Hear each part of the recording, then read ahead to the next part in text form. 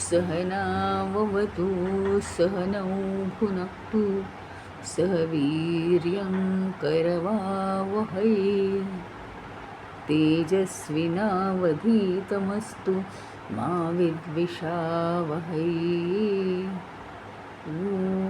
शान्ति शान्ति शान्तिः।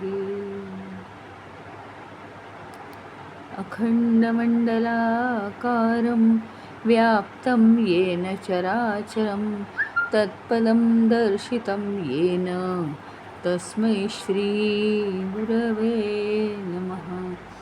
अज्ञानतिमिरान्धस्य ज्ञानाञ्जनशलाकया चक्षुरुन्मीलितं येन तस्मै श्रीगुरवे नमः।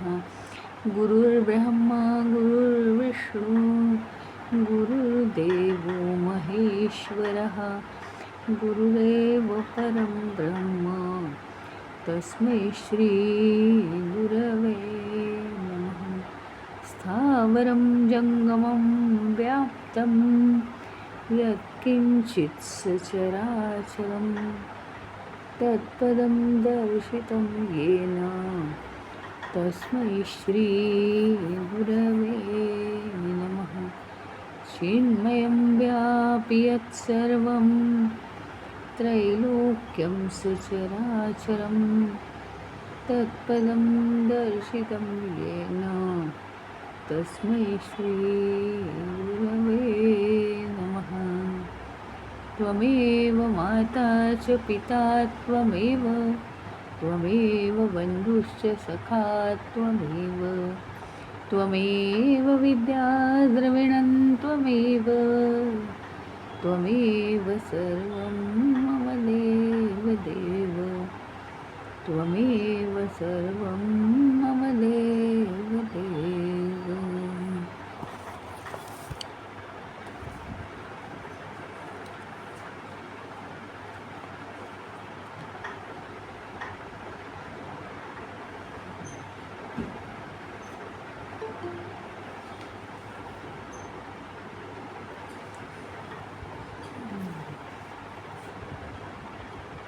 तर आता हे सगळं सांगून झाल्यावर ते म्हणतात की अन्नं न परिचक्षित तद्ब्रह्म, म्हणजे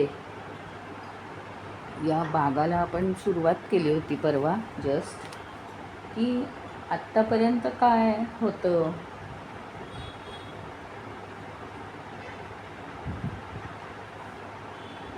म्हणजे ह्याच्यापासून सुरुवात केली. सगळे कोश सांगितले ना त्यांनी, की हा कोश आहे, मग काय अन्न हे ब्रह्म आहे, शरीर हे ब्रह्म आहे, मन हे ब्रह्म आहे, अशा रीतीने सगळे कोश पूर्ण केले. आता तरीसुद्धा भृगूंचं समाधान नाही झालं आणि म्हणून त्यांनी पुढे पुढे पुढे पुढे त्याच्यावर अभ्यास केला, मनन केलं. मग त्याच्यामुळे काय झालं, शेवटी बुद्धीपेक्षा काहीतरी सूक्ष्म आहे असं त्यांना जाणवलं. पण व्यवहाराला डावलून चालत नाही, या विचाराने आता गुरु सांगतायत की काय आहे, ही माया सत्याला पूरक आहे.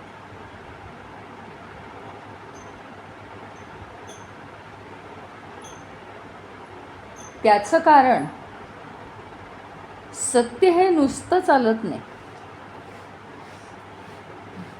माया आहे म्हणून सत्याची अनुभूती घेण्यासारखं काहीतरी आहे. सत्याची अनुभूती 24 तासच असते आपल्याला, पण फक्त ती जाणवत नाही. पण इथे कसं आहे, माया जाणवल्याशिवाय सत्याची अनुभूती घेणं अर्जंट आहे असं आपल्या मनाला जाणवत नाही. सत्याचं महत्त्व हे मायेमुळे आहे.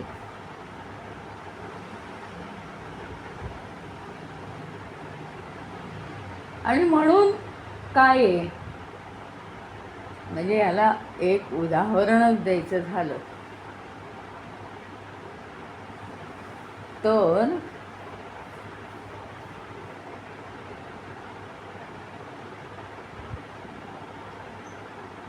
हे आपलं शरीर आहे. आपलं काय आहे? शरीर आहे. आणि हे शरीर, या शरीरामध्ये मन आहे.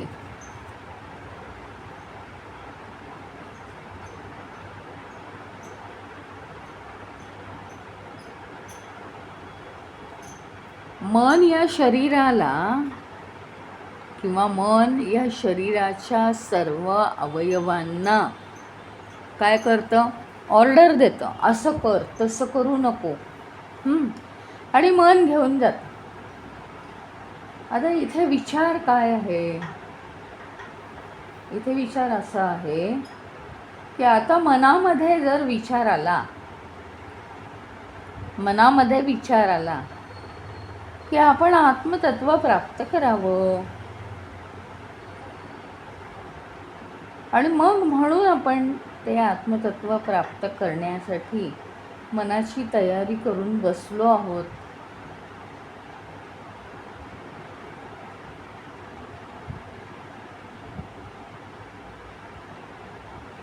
मग आता मनाने सांगितलं की आत्मतत्व प्राप्त कर. आता आपली बुद्धी काम करेल, ते करण्यासाठी प्रयत्न करेल. प्राप्त कर म्हणजे काय? ती गोष्ट मिळव, एका दिवसात मिळव असं तर होणार नाही, पण बुद्धी प्रयत्न करेल. हे उदाहरण एवढ्यासाठी आहे की हे सगळं झाल्याशिवाय आत्मतत्वाचा अनुभव मला घ्यावासा वाटला का? इथे विषय काय आहे माहिती का? की आत्मतत्व हे भृगूच्या चिंतनाप्रमाणे अन्न नाही आहे. म्हणजे एक एक गोष्ट ब्रह्म आहे असं समजून मग नंतर त्यांनी त्याच्यावर चिंतन केल्यावर काय समजलं की परब्रह्म हे अन्न असू शकत नाही, परब्रह्म हे शरीर असू शकत नाही, परब्रह्म हे प्राण किंवा वायू असू शकत नाही, परब्रह्म हे मन असू शकत नाही. अजून काय सापडलं? परब्रह्म हे बुद्धी असू शकत नाही.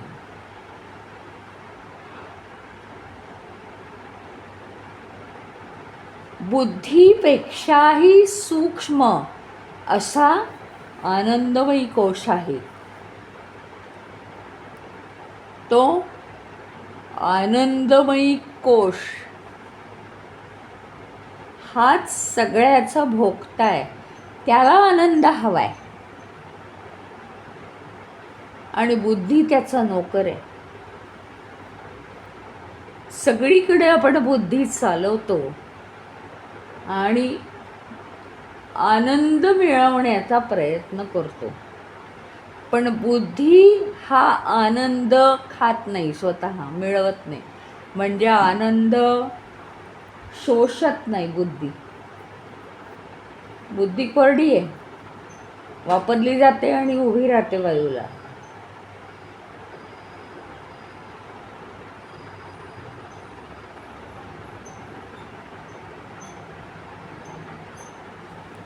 तर हे जे काही आहे, पहिल्यांदा चिंतन केल्याप्रमाणे बुद्धीसुद्धा आत्मतत्व होऊ शकत नाही.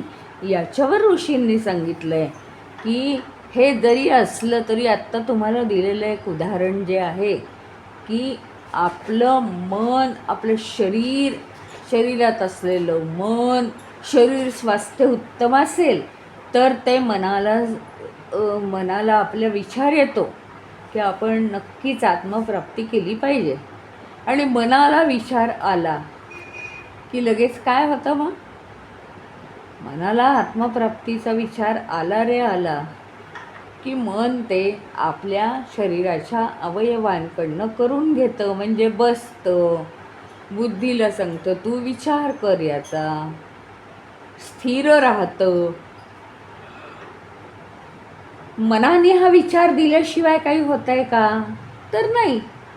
मनाने विचार द्यायला पाहिजे, मग बुद्धी त्याच्यावर काम करणार. बुद्धीने काम केल्याशिवाय काही होत आहे का? नाही. याचा अर्थ पुढच्या सगळ्या श्लोकांमध्ये काय सांगितलेलं आहे की अन्न याची तू निंदा करू नको. अन्न हे परब्रह्म नाही आहे, म्हणजे त्याची निंदा नाही आहे, ते खालच्या प्रतीचं आहे असं नाही म्हणणं. कारण अन्नामुळेच हे अन्नमय शरीर बनलं. अन्नमय शरीर हे कमी किमतीचं आहे असं नाही आहे, असं होऊ शकत नाही. तर ते अतिशय श्रेष्ठ आहे. अन्नमय शरीर हे आत्मतत्व नसू दे, ते परब्रह्म नसू दे, पण ते हीन नाही आहे. त्याची स्तुतीच करायला पाहिजे आपण.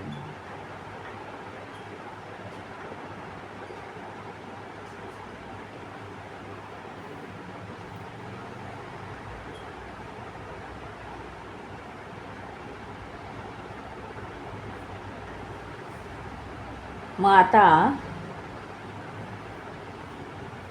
इथपासून सुरुवात केली की आता पुन्हा त्यातला एक एक भाग घ्यायला सुरुवात केलेली आहे. काय काय म्हणतात ते, तर अन्नम न परिचक्षती, अन्नम न परिचक्षती तद्ब्रह्म आपो वा अन्नम ज्योतिरन्न इदम अप्सु ज्योतिः. आता याचा अर्थ आपण लक्षात घेऊया. अन्नम न परिचक्षित म्हणजे काय माहिती का? अन्नाची तू अवहेलना करू नको. म्हणजे काय की अन्न हे काही परमतत्व नाही आहे, म्हणजे अन्न हे कमी महत्त्वाचं आहे असं तू करू नकोस, असं इथे सांगितलेलं आहे. अन्नाची महती सांगितली आहे.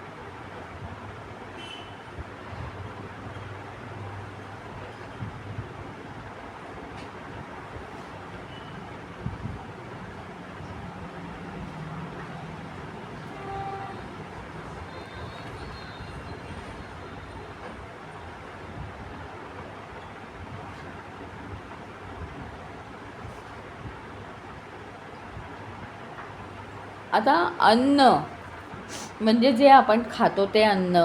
अन्न हे अनेक प्रकारचं आहे. शारीरिक पण अन्न आहे, मानसिक पण अन्न आहे. मानसिक अन्न म्हणजे पॉझिटिव्ह विचार, निगेटिव्ह विचार. आपण काय खातो त्याच्यावर महत्त्व आहे त्याचं.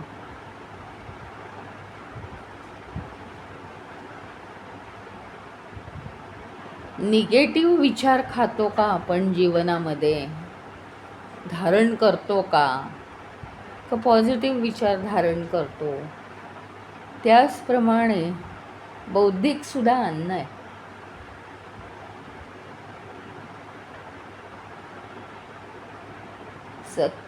संत साहित्य लोकांचं अभ्यास करणं बौद्धिक आनंद आहे, बौद्धिक अन्न आहे. अन्नाची अवहेलना करू नको. त्याच्यावर हे शरीर मनबुद्धी जगतात, आणि शरीर मनबुद्धी जगले तर तू परमतत्वाची ओळख करून घेऊ शकशील. त्याच्या आधाराने टेरेसवर जायचं आहे तर शिडी आत्ताच काढून टाकून कसं चालेल?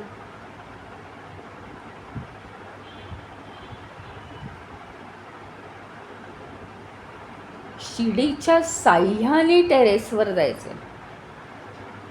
मन, बुद्धी, शरीर यांना चालवणारं जे अन्न आहे ते आपण श्रेष्ठ मानलं पाहिजे. त्याचं कारण त्यांच्या साह्यानेच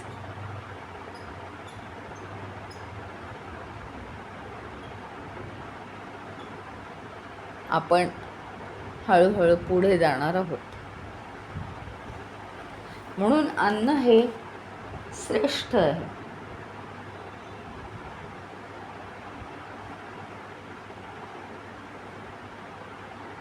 आता आपण पाणी पितो की नाही? पाणी पितो आपण. पाण्यामुळे आपल्या शरीरातल्या अन्नाचं पचन होतं.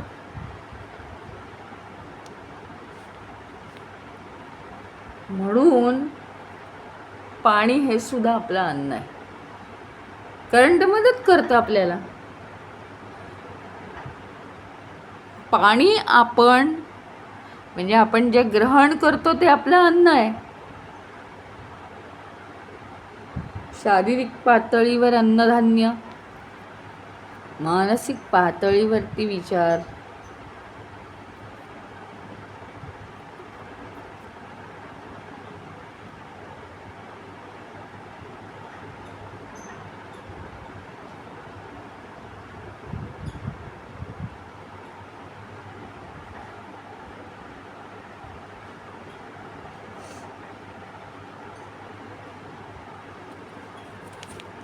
आणखीन एक याच्यात आहे ना मोठी गोष्ट सांगितलेली आहे की अन्न हे ब्रह्म एवढ्यासाठी समज की अन्न हे परब्रह्म नाही, परमतत्व नाही, हे तुला माहिती आहे. पण अन्न हे परमतत्व नसूनही अन्न हे ब्रह्म आहे असं का समज. तर अन्न एक फार मोठी गोष्ट आपल्याला शिकवतं. ती म्हणजे काय आहे?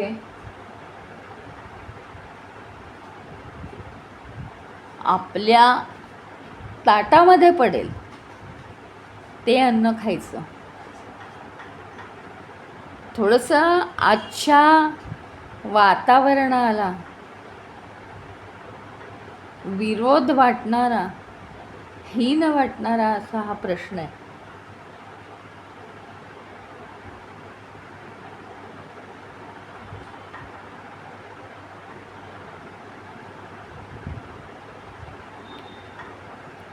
तर अन्न हे आपल्या ताटात जे पडेल त्याला महत्त्व देऊन ते खावं.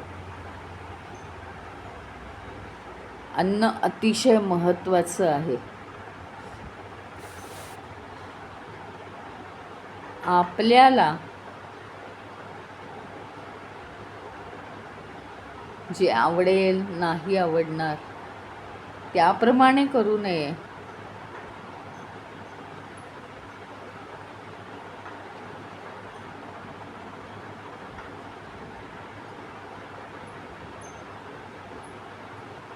आपल्या ताटात पडेल ते खावं. कशाचीही अवहेलना करू नये.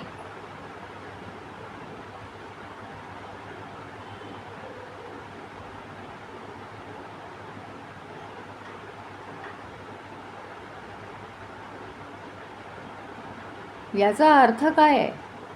अवहेलना न करता आपल्या ताटात पडेल ते खावं याचा फार मोठा अर्थ आहे की हा देह ज्याच्यातून निर्माण झाला,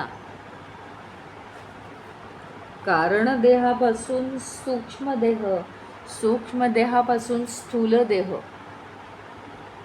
हा देह ज्याच्यातून निर्माण झाला त्या वासनांप्रमाणे माझ्या जीवनाच्या ताटामध्ये अन्न पडतंय, सुखदुःखांचं अन्न. ते मी आत्ता डावललं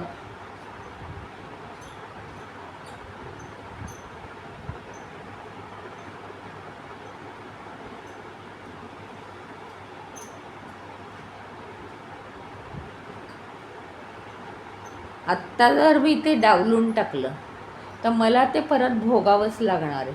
मग त्याच्यासाठी मला परत जन्म घ्यावा लागेल. असं इतकी फार मोठी गोष्ट ह्याच्यात सांगितलेली आहे. कारण जे काही आपल्या जीवनात घडतं आहे ते सगळं आपल्या फाईलमध्ये लिहिलेलं आहे, तेच घडणार आहे. फक्त काय झालं, अमुक एक ठराविक प्रकारचं दुःखाचं किंवा सुखाचं फळ मिळण्यासाठी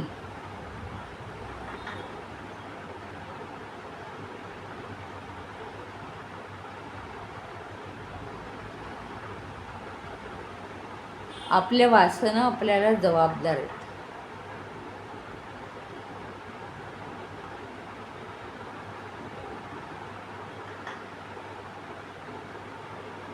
वासनांच्या परिपूर्तीसाठीच आपण हा जन्म घेतलेला आहे आणि तो सुद्धा आमच्या हातात नाही. म्हणजे आम्ही श्वासोच्छ्वास घेणं हे ज्याप्रमाणे आमच्या हातात नाही आहे, त्याप्रमाणे वासना ज्या काही आहेत त्याच्यानुसार आम्ही जन्मामध्ये भोगत आहोत.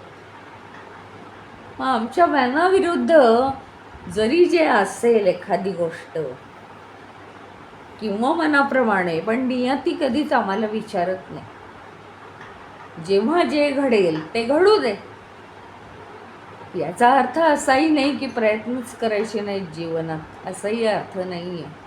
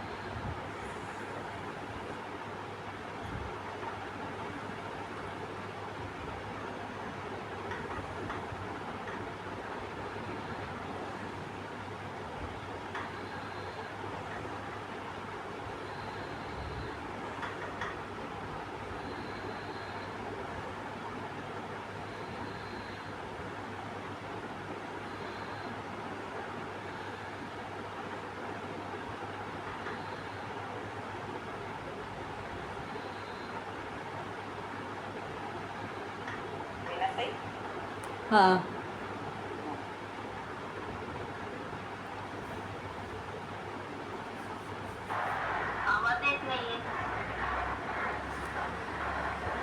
आवाज येत नाहीये.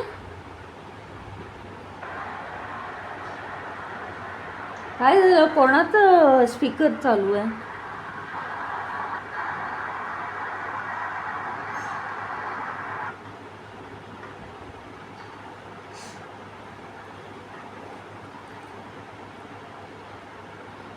ज्याप्रमाणे अन्न हे आपलं जरी परब्रह्म नसलं तरी अशा प्रकारे ऋषींनी हे सिद्ध केलं की अन्न हे महत्त्वाचं आहे आणि अन्नाची अवहेलना होऊ देऊ नकोस. मग त्याप्रमाणे ते काय म्हणतात की आता पाणी हे सुद्धा आपलं अन्नच आहे. पाणी हे सुद्धा आपलं अन्न का झालं तर पाणी आपण खाल्लेल्या अन्नाचं पाणी पचन करतं, म्हणून पाणी हे आपलं अन्न आहे.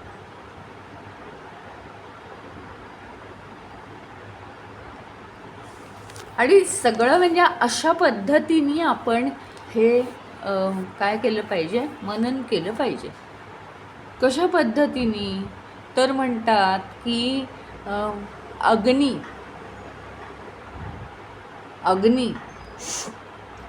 हा पाण्याला खाणारा आहे. काय होतं म्हणतात की आपल्या शरीरामध्ये या अन्नाने ऊर्जा निर्माण होते. अन्नामुळे आपल्या शरीरात ऊर्जा निर्माण होते, म्हणजे अग्नी तयार होतो. पण नुसतीही ऊर्जा निर्माण होऊन उपयोग होत नाही, तर जेवण झाल्यावर अर्ध्या 1 तासाने पाणी प्यायला पाहिजे. ती ऊर्जा ज्याप्रमाणे अग्नी पाणी टाकून शांत केला जातो, त्याप्रमाणे ही जे आपण जल म्हणून जे पितो ते आपल्या शरीरात अन्न खाल्ल्यानंतर निर्माण होणाऱ्या अग्नीला आपण शांत करत असतो. आता तुम्हाला वाटेल हे तर काय बेसिक सांगितलं, फारच बेसिक आहे, यात काय विशेष सांगतायत. पण आता हाच सगळ्या पातळींवर विचार करायचा, सगळ्या पातळींवर हाच विचार करायचा. आणि आपलं इथेच चुकलेलं आहे आयुष्यात. काय चुकलेलं आहे? हे प्रिन्सिपल आहे, हे मेन प्रिन्सिपल आहे. काय प्रिन्सिपल आहे हे? की अन्न पोटात गेल्यावर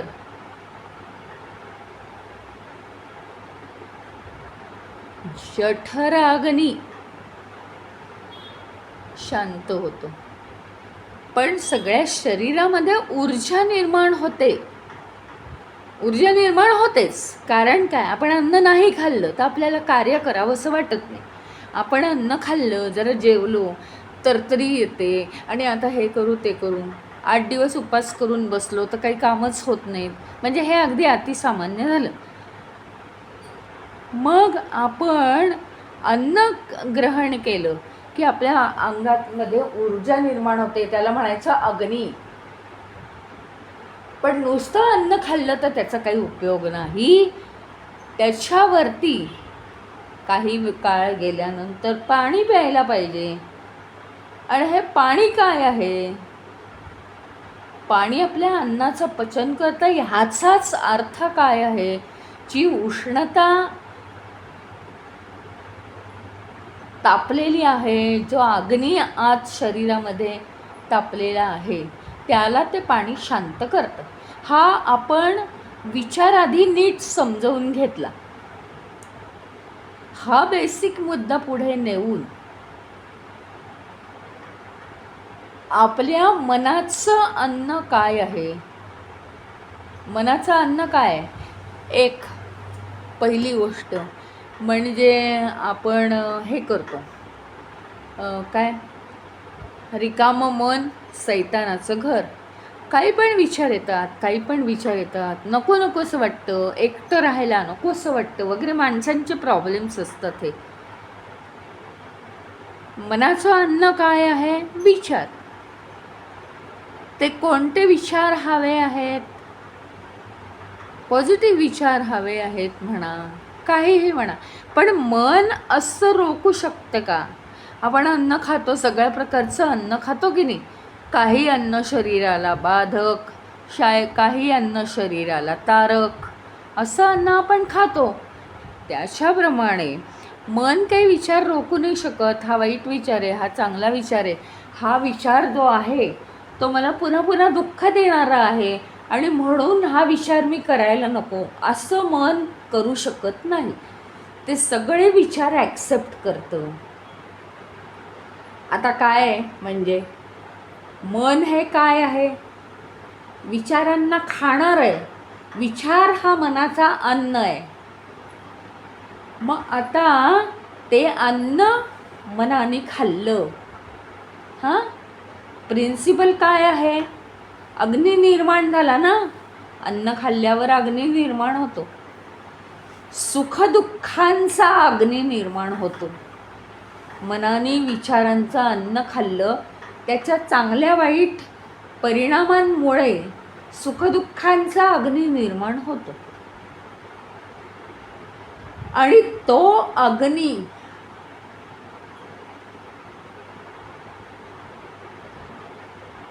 तो अग्नी कशाने शांत होतो? कोणत्या पाण्याने? तर ईश्वराच्या भक्तीच्या पाण्याने तो अग्नी शांत होतो. ईश्वरीय विचार केले असता तो अग्नी शांत होतो.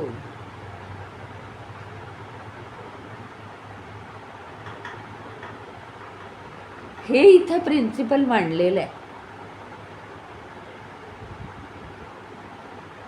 आणखीन म्हणजे जेवढा ह्याच्यावरती विचार करू तेवढं थोडं आहे, असं ऋषींचं म्हणणं आहे की पाण्यामुळे अग्नी शांत होतो.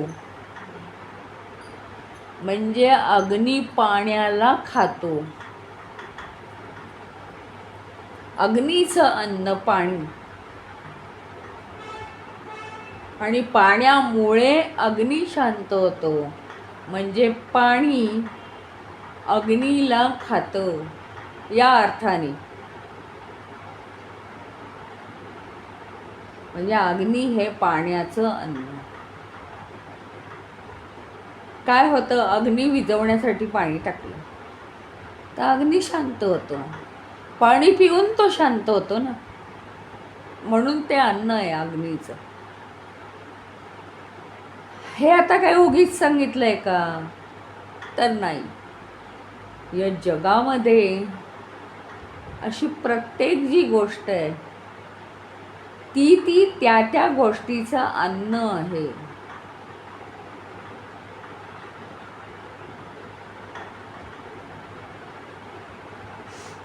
ती गोष्ट ते ग्रहण करते. आता आपण हे सुद्धा पाहिलं होतं, अरे मोठे प्राणी लहान प्राण्यांना खातात, ते त्यांचं अन्नच आहे ना. म्हणजे या विश्वामध्ये एक वस्तू ही दुसऱ्या वस्तूचं अन्न आहे. एक वस्तू ही दुसऱ्या वस्तूचं अन्न आहे. पण ते अन्नामुळे जो अग्नी तयार होतो त्याच्यासाठी जल हवं. कारण अग्नीचं अन्न जल आहे. जिथे जिथे अग्नी तयार होतो तिथे तिथे जल हे हवंच. त्या अग्नीला जलाची भूक लागते, जल पाहिजे त्याला. असा विचार इथे स्पष्ट केलेला आहे.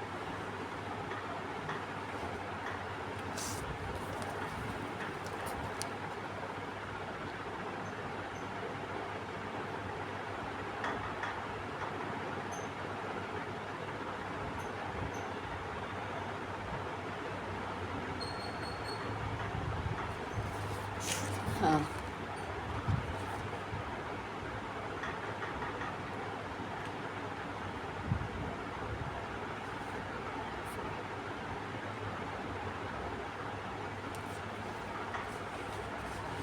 म्हणजे काय आहे की त्यांना असं म्हणायचं आहे, या परमतत्वाचा विचार एकंदरीत दोन प्रकारे आपण करायला पाहिजे. आता इथे वेगळ्या पद्धत आहे बरं का. परमतत्वाचा विचार आपण वेगळ्या पद्धतीने करायला हवा.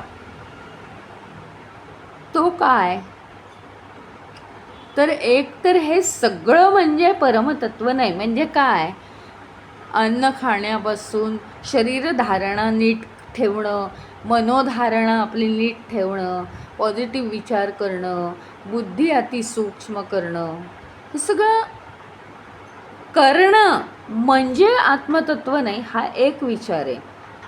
परंतु यातली प्रत्येक गोष्ट महत्त्वाची आहे आत्मतत्व प्राप्त करण्यासाठी, हा दुसरा विचार आहे. गुरूंचं, आचार्यांचं म्हणणं असं आहे की या दोन्ही गोष्टीचा सारासार विचार केला गेला पाहिजे. ज्याप्रमाणे आपण म्हणतोय, म्हणजे विषयांची खूप गुंतागुंत आहे या मंत्रामध्ये, की आपण ज्याच्याप्रमाणे म्हणतो की वस्तूमध्ये ईश्वर आहे किंवा परमतत्व, प्रत्येकच गोष्टीत परमतत्व आहे. मागच्याही या मंत्रामध्ये आपण ते पाहिलं. तर प्रत्येक गोष्टीमध्ये परमतत्व आहे, पण प्रत्येक गोष्ट म्हणजे परमतत्व नाही. परमतत्व वेगळंच आहे, पण ते आहे, सगळ्यामध्ये आहे. विषय सूक्ष्म आहे आणि विचार करावा लागेल त्याच्यावर. तर त्याच्याच प्रमाणे काय आहे माहिती का, आपल्या शरीराची जेव्हा जेव्हा उष्णता वाढते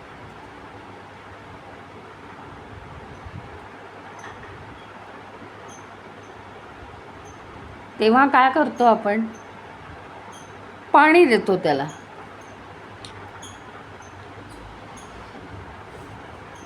म्हणजे अग्नी आला की पाणी आलंच. म्हणून त्या अग्नीमध्ये ऑलरेडी, अग्नी कशाची इच्छा करतो, पाण्याची ना. अग्नी पाण्याची इच्छा करतो, म्हणजे जिथे अग्नी तिथे पाणी आहेच. अग्नी बघितला की पाण्याची आठवण झाली पाहिजे, अशा रीतीने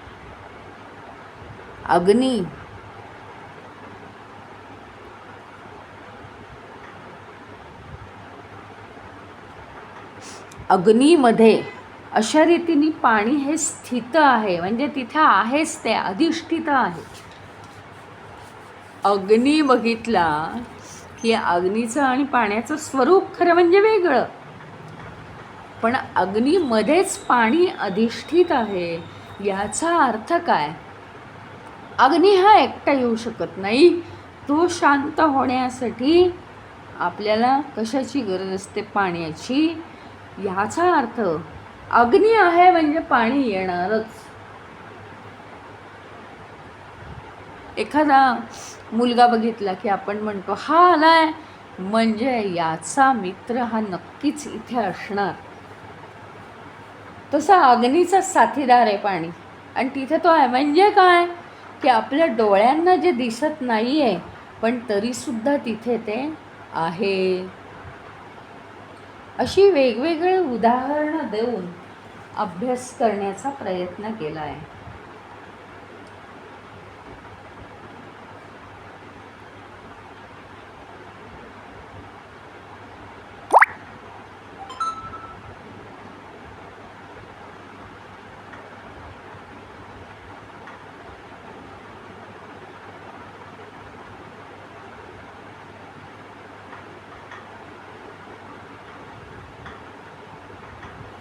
आपण प्रत्येक गोष्टीकडे कोणत्या दृष्टीने बघितलं पाहिजे हे आपल्यावर अवलंबून आहे.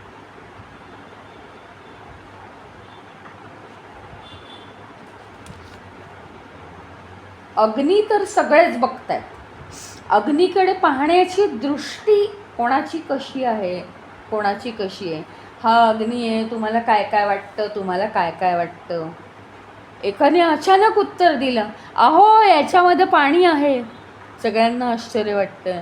अरे अग्नीमध्ये पाणी कसं काय? काढून दाखव म्हणतील. काढून दाखव म्हणजे काय? तो काय करतो माहिती आहे? पाणी आणतो घरातून, अग्नीवर ओततो, अग्नी शांत. म्हणे हे काय केलं तू? अग्नीमधनं पाणी कुठनं काढलंस? तो म्हणतो हे अग्नी आहे म्हणजे पाणी आहेच, पण अग्नी समोर असताना पाणी कसं असेल? तर या विश्वामध्ये एक गोष्ट जाऊन त्याचं ट्रान्सफॉर्मेशन म्हणजे त्याचं रूपांतर दुसऱ्या गोष्टीत होतं. त्यावेळी आपल्याला कळत नाही आहे. फक्त हा विषय आपण अनेक वेळा हाताळलेला आहे. तीच गोष्ट आहे पण ट्रान्सफॉर्म झाली आहे, आपल्याला कळत नाही. वितळलेलं मेण आहे, वितळलेलं मेण इकडे तिकडे पडलंय. दुःख होतं, अहो माझी मेणबत्ती कुठं आहे? त्याचं कारण आमची भाषा आहे डोक्यातली, की उपयोगाची वस्तू नाही आहे, नुसतं वितळलेलं मेण आहे, इकडे तिकडे पडलेलं आहे. त्याचा एक पदार्थ म्हणून आपण विचार केला तर ते मेण आहे आणि मेणबत्ती गोल असते आणि त्याच्यात वात असते, ती फक्त नाही आहे. ह्याचा अर्थ काय? वस्तूच्या रूपात बदल झाला आहे. बर्फाचं उदाहरण अनेक वेळा घेतलं. अरे माझ्याकडे बर्फ नाही आहे. अरे पाणी आहे ना, पण म्हणजे अभाव नाही आहे, अभाव नाही, फक्त ती वस्तू दिसत नाही आहे, त्याचं रूपांतर झालं आहे. हा विचार एवढा मोठा आहे. म्हणजे आपण पंचमहाभूतांचा किंवा शरीर मनबुद्धीचा असा किंवा कोशांचा आपण विचार करत करत करत करत गेलो की आपल्याला कळेल की एक गोष्ट ही दुसऱ्या गोष्टीमध्ये स्थित आहे. आत्ता उदाहरण दिल्याप्रमाणे अग्नी कसं आहे, तुम्हाला काय काय दिसतंय? अग्नीला ज्वाळा आहेत, अग्नी उष्ण आहे, अग्नीचा स्वभाव उष्ण आहे, त्याच्याजवळ आपल्याला जाता येत नाही, आपल्याला गरमी लागते. अग्नीचं पुढे धुरामध्ये रूपांतर होतं आणि अग्नीच्या ज्वाळाचं रूपांतर धुरामध्ये होऊन तो आकाशापर्यंत जातो. कुणी म्हणतं अग्नी स्वर्गापर्यंत पोचतो, हेही खरं आहे, बरोबर आहे.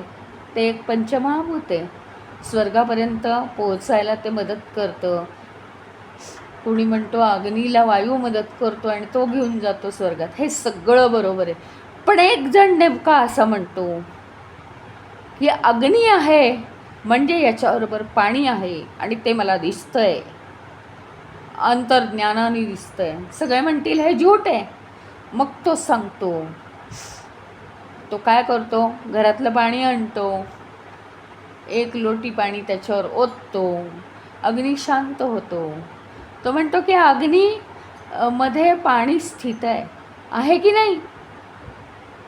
अग्नी हा पाण्याला बरोबर घेऊन वागतो, फक्त त्या ठिकाणी पाणी अदृश्य असतं असं त्याचं म्हणणं आहे. तर का? तर म्हणे अग्नी असताना पाणी कसं असेल? पाणी हे अग्नी शांत करण्यासाठी केलेलं आहे. हे काय झालं माहिती का? बाह्य ट्रान्सफॉर्मेशन झालं. तर ते बाह्य ट्रान्सफॉर्मेशन असू दे किंवा आपल्याला अंतर्गत ट्रान्सफॉर्मेशन, अंतर्गत रूपांतर हे समजत नाही, म्हणून आपण हे बाह्य ट्रान्सफॉर्मेशनचं उदाहरण समजून घ्यायचं आहे. या विश्वामध्ये प्रत्येक एक गोष्ट जी दिसते आहे तिथे काय आहे? तिथे दुसरी गोष्ट नक्की आहे. ज्या अर्थी वेगवेगळ्या आपल्याला सिरियल वेगवेगळ्या, सिनेमा वेगवेगळे, फिल्म वेगवेगळे कार्यक्रम दिसत आहेत, त्या अर्थी तिथे टी व्हीचा एक बेसिक स्क्रीन आहे, नाही तर ते दिसलंच नसतं. हवेत काही दिसतंय का, कपाटात काही दिसतंय का, टी व्हीच्या खोक्यात काही दिसतंय का, नाही. टी व्हीला एक स्क्रीन आहे आणि ते सगळं पद्धतशीरपणे जोडलेलं आहे, म्हणून तिथे ते सगळे चित्र दिसत आहेत आपल्याला त्याच्यावरती. आता आपण इथे मुद्द्यावर आलो परत काय की जे दिसतं आहे ते सगळं रूपांतरित आहे. रूपांतर झालंय. कशाचं रूपांतर झालंय? परमतत्वाचं रूपांतर. परमतत्वाचं रूपांतर होऊच शकत नाही. म्हणजेच हे काय आहे, बेसिकला परमतत्व आहे. जसं ज्याप्रमाणे टी व्हीला स्क्रीन आहे आणि स्क्रीन आहे म्हणून बटन दाबता क्षणी त्या स्क्रीनच्या बेसवर चित्र दिसत आहेत. त्याच्याप्रमाणे विश्व निर्माण होण्यासाठी बेसला परमतत्व आहे. आणि ते अग्नी दिसू दे पण ते पाणी आहेच तिथे. बर्फ दिसू दे पण ते बर्फाच्या अंगी पाणी आहेच. फक्त परिस्थिती वेगळी आहे. अशा रीतीने आत्मतत्व जाणण्याचा प्रयत्न करायचा आहे. म्हणजे ऋषींचं म्हणणं हेही आहे की अरे, शरीर हेच परब्रह्म आहे, कारण शरीरच तुला परमतत्वापर्यंत घेऊन जाणार आहे. हा विचार आता या श्लोकापुरता इथे थांबलेला आहे. तो आता पुढे पुढे पुढे पुढे जात राहणार आहे.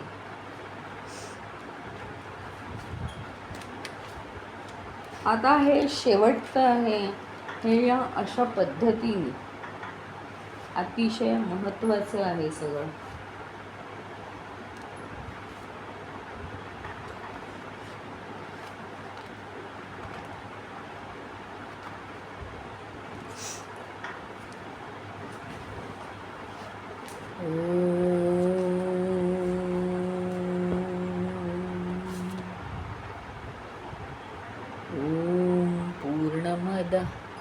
पूर्णमिदं पूर्णात् पूर्णमुदच्यते पूर्णस्य पूर्णमादाय पूर्णमेवावशिष्यते.